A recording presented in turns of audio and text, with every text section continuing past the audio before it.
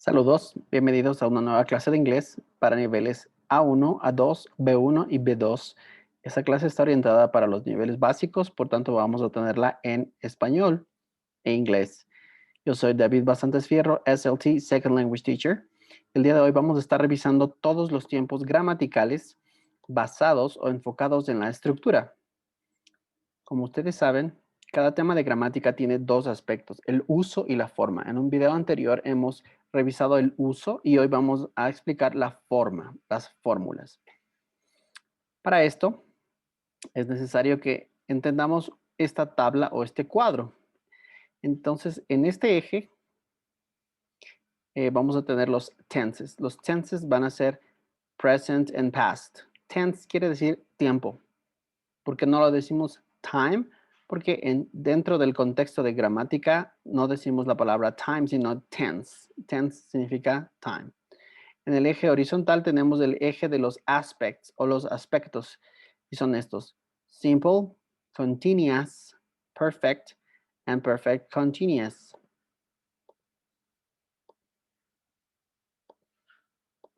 All right?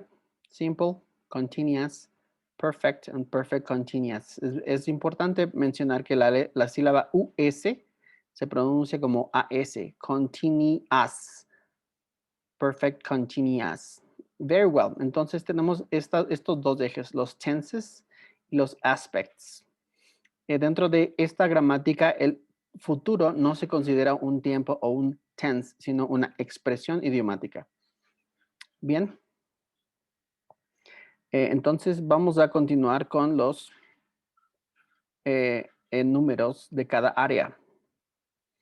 En todo caso, explicamos un poco por qué el futuro no es un tense, porque el tense quiere decir tiempo con una fórmula y el futuro no tiene una sola fórmula definida, sino varias. Entonces, cuando tiene varias fórmulas o varias formas de expresión, ya deja de llamarse un tense y se pasa a llamar una expresión idiomática. Entonces, recordamos, el futuro es una expresión idiomática en inglés, no necesariamente un tense. Very well. En todo caso, de la unión de tenses con aspects, tenemos estas 8 áreas. 1, 2, 3, 4, 5, 6, 7, 8. Ahora vamos a razonar cuál sería el nombre de cada área. El área número 1 va a llamarse Simple Present Tense. El área número 2 se va a llamar Simple Past Tense. El área número 3 se va a llamar Continuous Present Tense. El área número 4 se va a llamar Continuous Past Tense. El área número 5 se va a llamar Perfect Present Tense. El área número 6 se va a llamar Perfect Past Tense. El área número 7 se va a llamar Perfect Continuous Present Tense. Y el área número 8 se va a llamar Perfect Continuous Past Tense. Es importante que tú puedas racionalizar la lógica de estos nombres para el posterior conocimiento que vas a adquirir. Si es necesario, pues puedes hacer una pausa al video y copiar o hacer una captura de pantalla. En todo caso, vamos a avanzar. Y aquí tenemos escritos ya los nombres, ¿no es cierto? Simple present tense, simple past tense, present continuous tense, past continuous tense, present perfect tense, past perfect tense, present perfect continuous tense, past perfect continuous tense.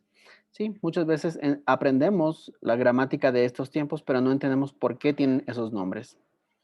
Bien, entonces es bueno que tú puedas reconocer el número y los nombres de cada una de las estructuras.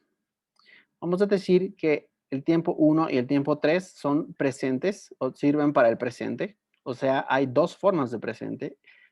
Simple present tense and present continuous tense. El resto de tiempos, 2, 4, 5, 6, 7 and 8, se utilizan en realidad para el pasado. Y vamos a entender esto en detalle más adelante. Good. Aquí ahora vamos a ver ejemplos de una oración escrita en todos los tiempos. Y vamos a tomarnos el tiempo de leer en español e inglés. Simple present tense, positive, negative, and question. I write, yo escribo. I don't write, yo no escribo. Do I write? Escribo yo. Para la pregunta en castellano, la traducción, no hay una fórmula establecida. Tú puedes utilizar solamente la entonación. Puedes decir, escribo yo o yo escribo. Mientras que en inglés sí se debe respetar la secuencia de palabras. Empezando con do. Do I write? Vamos ahora con el simple past tense, positive, negative, and question. I wrote, yo escribí. I didn't write, yo no escribí. Notemos aquí que cuando tenemos el auxiliar didn't del pasado, el verbo se escribe en presente. Write. Es incorrecto decir I didn't wrote. Cuando tenemos el auxiliar didn't, el verbo va en presente. Y toda la estructura en su conjunto es un pasado simple past tense negative. Significa yo no escribí. Question. Did I write? ¿Escribí yo? Good. Vamos ahora al punto 3. Continuous present tense. O present continuous tense. Es lo mismo. Positive, negative, and question. I am writing. Yo estoy escribiendo. I am not writing. Yo no estoy escribiendo. Am I writing? ¿Estoy yo escribiendo? 4. Past continuous tense. I was writing. Yo estaba escribiendo. Negative. I wasn't writing. Yo no estaba escribiendo. Question. Was I writing? ¿Estaba yo escribiendo? Good. Notemos que en esta secuencia de aquí, el verbo ser es am. Aquí está en presente y aquí en cambio está en pasado. Pero el verbo principal, writing, se mantiene con ing en todas las formas, ¿no? Vamos al punto 5, point number 5. Present perfect tense, presente perfecto. Positive, negative, and question. I have written, yo he escrito. I haven't written, yo no he escrito. Have I written? ¿He escrito yo? Good. Aquí notamos que el verbo ya aparece en formato participio. Nosotros le vamos a llamar también V3, la tercera columna de los verbos en una lista de verbos. Vamos al punto número 6. Past perfect tense. Positive, negative, and question. I had written. Yo había escrito. Had I written? I'm sorry, I hadn't written. Yo no había escrito. Question. Had I written? ¿Había escrito yo? Good. Ahora vamos al punto número 7. Present perfect continuous tense. Positive, negative, and question. I have been writing. Yo he estado escribiendo. Negative. I haven't been writing. Yo no he estado escribiendo. Question. Have I been writing? ¿He estado escribiendo yo? Good. Aquí vamos a entender que el auxiliar es el verbo have been. Ambos son un auxiliar compuesto y el verbo va en ing a diferencia de este que va con participio written. Acá se escribe en ing writing. Punto número 8. Past perfect continuous tense. I had been writing. Yo había estado escribiendo. I hadn't been writing. Yo no había estado escribiendo. Had I been writing? ¿Había estado escribiendo yo? Aquí vamos a notar que I have significa yo he, mientras que I had significa yo había. Y lo demás se mantiene igual. Estado escribiendo, estado escribiendo. All right? Good.